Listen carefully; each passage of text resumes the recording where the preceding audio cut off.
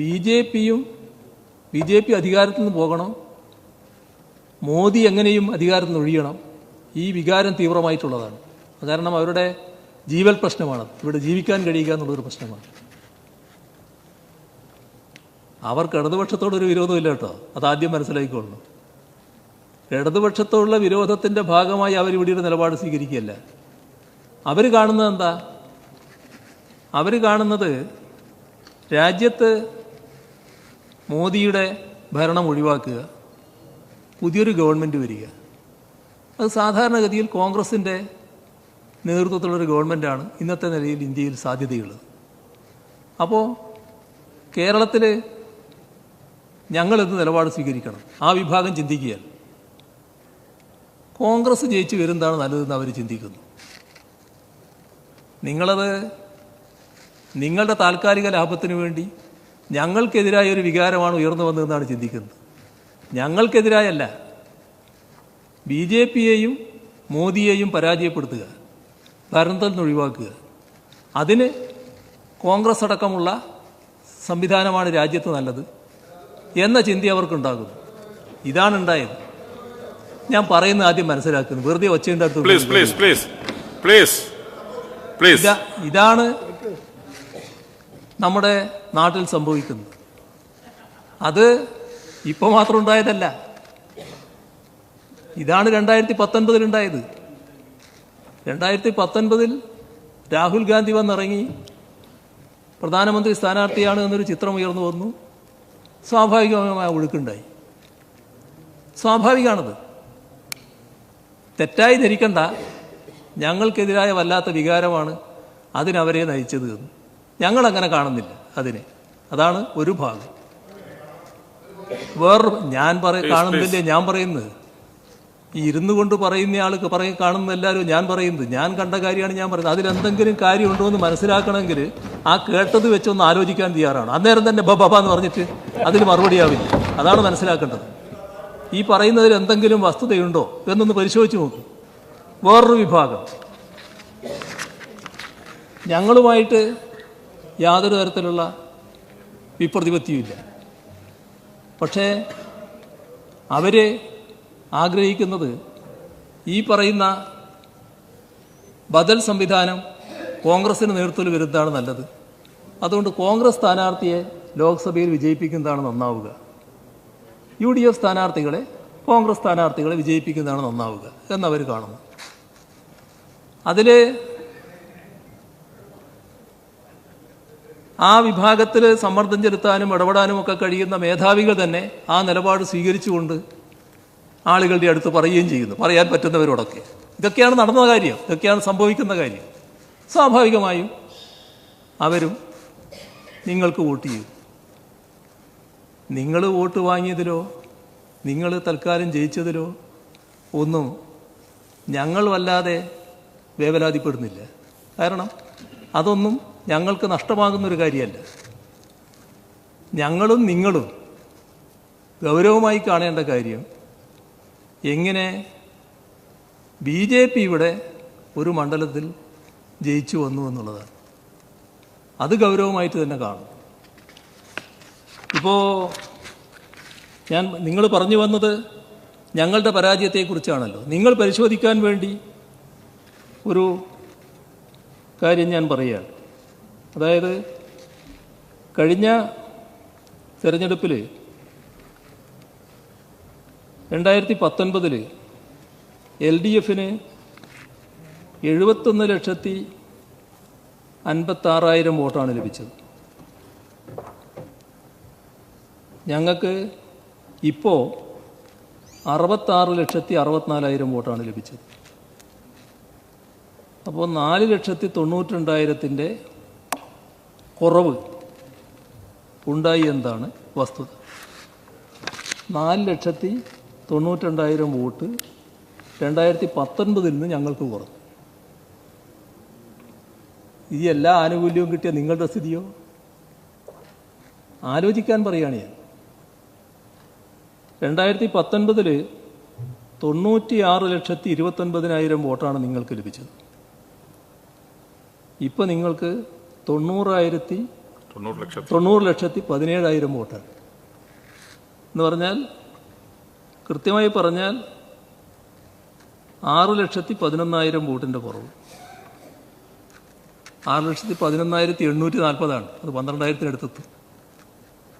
അപ്പോൾ 4,92,000 കുറഞ്ഞ ഞങ്ങൾ, 6,11,000 കുറഞ്ഞ നിങ്ങൾ. ആരുടെ കുറവാണ് വലുത്? ഇതല്ലേ കണക്ക് നോക്കേണ്ടത്. ശതമാനം നോക്കിയാൽ 1 നിങ്ങൾ തോറ്റു എന്നല്ല ഞാൻ പറയുന്നത്. നിങ്ങൾ മഹാവിജയം നേടി. ആ മഹാവിജയം നേടിയ നിങ്ങൾക്ക് എങ്ങനെ വോട്ട് കുറഞ്ഞു അത് നിങ്ങൾ പരിശോധിക്കണം എന്നാണ് ഞാൻ പറയുന്നത്. ആ പരിശോധിക്കാൻ തയ്യാറാകണം. അതാണ് ഞാൻ പറഞ്ഞു വരുന്നത്. അത് വേറൊരു ഭാഗത്തെ പറയാൻ വേണ്ടിയാണ് ഞാൻ പറഞ്ഞുകൊണ്ടിരിക്കുന്നത്. അതേസമയം ശതമാനം നോക്കിയാൽ 1.75% LDF കുറഞ്ഞു, 2.11% നിങ്ങൾക്ക് കുറഞ്ഞു. ഇത് വോട്ടിംഗ് നിലയിൽ വന്ന കുറവാണ്. അത് കാണാതിരിക്കരുത്. ഇവിടെ രാവിലെ ഒരു കണക്ക് പറഞ്ഞല്ലോ, 2019 ഒരു നിയമസഭാ മണ്ഡലത്തിൽ മാത്രമാണ് BJPക്ക് ലീഡുണ്ടായിരുന്നത്. അന്ന് നിങ്ങൾക്ക് 123 മണ്ഡലത്തിൽ ലീഡ് നേടാൻ കഴിയും. 2019 16 മണ്ഡലേ LDFന് ലീഡുണ്ടായിരുന്നു ലോക്സഭാ തെരഞ്ഞെടുപ്പിൽ. 2024 ആയപ്പോൾ 11 മണ്ഡലമാണ് BJP ലീഡ് നേടിയിരിക്കുന്നത്. 111 മണ്ഡലം നിങ്ങൾ ലീഡ് നേടി. അപ്പോൾ നിങ്ങളുടെ ലീഡ് 123-ൽ നിന്ന് 111-ലേക്ക് എത്തി. ഞങ്ങളുടെ ലീഡ് ഞങ്ങളൊരു മെച്ചപ്പെട്ടതായിട്ട് കാണുന്നില്ല. പക്ഷേ 16-ൽ നിന്ന് 18-ലേക്ക് ഞങ്ങൾ പോയി. അതൊരു മെച്ചപ്പെട്ട എണ്ണമായിട്ട് ഞാൻ പറയല്ല. ഈ കണക്ക് നാം കാണണം. നിങ്ങളെ ഇവിടെ നാം ഗൗരവമായി കാണേണ്ട കാര്യം തൃശ്ശൂരിൻ്റെ വോട്ടിംഗ് നിലയാണ്. തൃശ്ശൂരിൽ എന്തുകൊണ്ടാണ് BJPക്ക് വിജയിക്കാൻ സാധിച്ചത്? അത് നാം തമ്മിലുള്ള തർക്കവിതർക്കങ്ങൾക്കിടയിൽ തന്നെ എല്ലാവരും ഗൗരവമായി പരിശോധിക്കേണ്ട കാര്യമാണ്. എന്തുകൊണ്ട് സംഭവിച്ചു എന്നുള്ളത്. പല ന്യായവാദങ്ങളും പരസ്യമായിട്ട് ഉന്നയിക്കാനുണ്ടാവും. നിങ്ങളുടെ ഇടയിൽ അതുണ്ടാക്കിയ പ്രശ്നങ്ങൾ എത്ര വലുതാണെന്ന് ഞങ്ങളെല്ലാം കണ്ടുകൊണ്ടിരിക്കുകയാണല്ലോ. നിങ്ങളും അത് പരിഹരിക്കാൻ വേണ്ടിയുള്ള നടപടികൾ സ്വീകരിച്ചുകൊണ്ടിരിക്കുകയാണ്. പക്ഷേ 10% വോട്ട്, 9.8% വോട്ട് കൃത്യമായി പറഞ്ഞാൽ 2019-ൽ നിന്ന് നിങ്ങൾക്ക് കുറയാണ് ചെയ്തത്. എന്താ അവിടുത്തെ അവസ്ഥ? നിങ്ങളുടെ വോട്ടിംഗ് നിലയുടെ അവസ്ഥ? നിങ്ങൾ UDF നിയമസഭാ മണ്ഡലങ്ങളെടുത്ത് പരിശോധിച്ചാൽ 2019-ലെ വോട്ട് നിലനിർത്താൻ അവിടുത്തെ 7 മണ്ഡലങ്ങളിൽ എവിടെ സാധിച്ചു? ഇപ്പോൾ ഗുരുവായൂർ 65,160 വോട്ടായിരുന്നു 2019-ൽ UDFനുണ്ടായിരുന്നു. ഇപ്പോൾ 57,925. 65,000 ഉണ്ടായിരുന്നവർ 57,000 ഈ തെരഞ്ഞെടുപ്പിൽ 24-ൽ. മണലൂർ LDF തോറ്റവരാണല്ലോ. നിങ്ങളല്ലേ ജയിച്ചവർ. ആ ജയിച്ചവരെവിടെ കിടക്കുന്നുവെന്ന് നിങ്ങൾ കാണണം എന്നുള്ളത് കൊണ്ടാണ് ഞാൻ പറയുന്നത്. ബാക്കി നിങ്ങൾക്ക് നേരത്തെ പറയായിരുന്നല്ലോ. അപ്പോൾ നിങ്ങൾക്കിത് പറഞ്ഞു കേൾക്കുന്നതിന് അസ്വസ്ഥത വേണ്ട. ഇത് ഞാൻ പറയാനുള്ളത് ഞാൻ പറയല്ലോ. അതിൻ്റെ അസ്വസ്ഥത വല്ലാതെ ഉണ്ടായിട്ട് കാര്യമില്ല. ഇപ്പോൾ മണലൂർ UDFന് തിരുവനന്തപുരത്തെ ശശി തരൂരിൻ്റെ വിജയവും തൃശ്ശൂരിലെ സുരേഷ് ഗോപിയുടെ വിജയവും ഒരുപോലെയല്ല നാം കാണേണ്ടത്. അത് രണ്ടും തമ്മിലുള്ള വ്യത്യാസം തിരിച്ചറിയാനുള്ള വിവേചനം നിങ്ങൾക്ക് ഇനിയെങ്കിലും ഉണ്ടാകണമെന്നാണ് എനിക്ക് പറയാനുള്ളത്. അതാണ് കാണേണ്ടത്. ഇവിടെ മണലൂരിൻ്റെ കേക്ക് UDF 63,420 വോട്ടാണ് 2019 ഉണ്ടായത്. അവിടെ ഇപ്പോൾ UDF 50,897. ഇതാണ് അവസ്ഥ.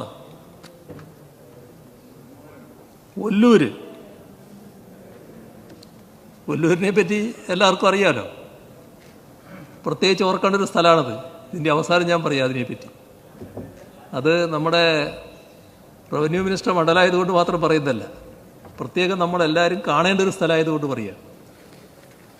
ഒല്ലൂര് കഴിഞ്ഞ 2019 ലോക്സഭാ തെരഞ്ഞെടുപ്പിൽ 63,000 ബാക്കിയുള്ളത് വിട്ടാടി 63,000 നിങ്ങൾക്കുള്ള വോട്ട്. ഇപ്പോൾ എത്രയാ? 47,000. 63 നിന്ന് 47 നിങ്ങൾ താണു. ഒല്ലൂരിൽ പറയാം, ഇതാണ് വസ്തുത. തൃശ്ശൂര് 55,000 നിങ്ങൾക്ക് 2019. ഇപ്പോൾ 40,000. നാട്ടിക 52,000 2019. ഇപ്പോൾ നാട്ടികയിലൊരു അതെ 52,000 UDF 2019. ഇപ്രാവശ്യം കിട്ടിയത് 38,000. ഇതാണ് നാം കാണേണ്ട കാര്യം. ഇരിഞ്ഞാലക്കുട 57,000 UDF ഉണ്ടായിരുന്ന വോട്ട്. അത് 46,000 താണു.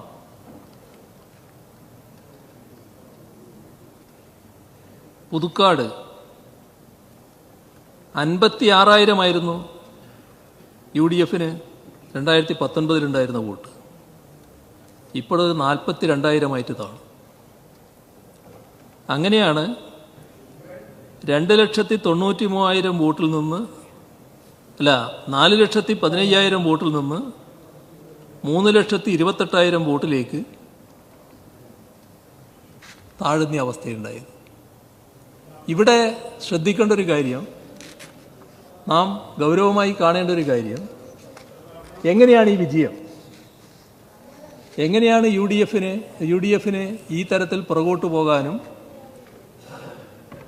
ആ വോട്ടുകൾ മാറിപ്പോകാനും ഇടയായത്.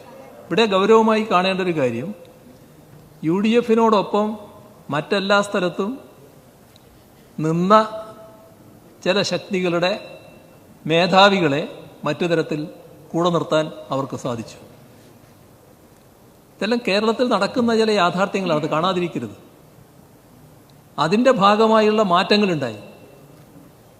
അതെല്ലാ കാലത്തും നിലനിൽക്കുമെന്ന് കാണണ്ട, എല്ലാ കാലത്തും അതേ അവസ്ഥയായിരിക്കും എന്ന് കാണണ്ട. പക്ഷേ ആസൂത്രിതമായ നീക്കം നേരത്തെ നടന്നു. ഈ ചെറിയ ചെറിയ തർക്കങ്ങൾ ഇങ്ങനെ നടന്നുകൊണ്ടിരിക്കുമ്പോൾ ഇത്തരം വസ്തുതകൾ മനസ്സിലാക്കാനും ഉൾക്കൊള്ളാനും നാം തയ്യാറാകേണ്ടതുണ്ട്.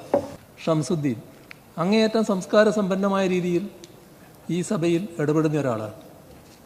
പക്ഷേ ഈ വിജയത്തിൻ്റെ ഒരു മത്ത് ലീഗിനെ എങ്ങനെ ബാധിച്ചു എന്നതാണ്.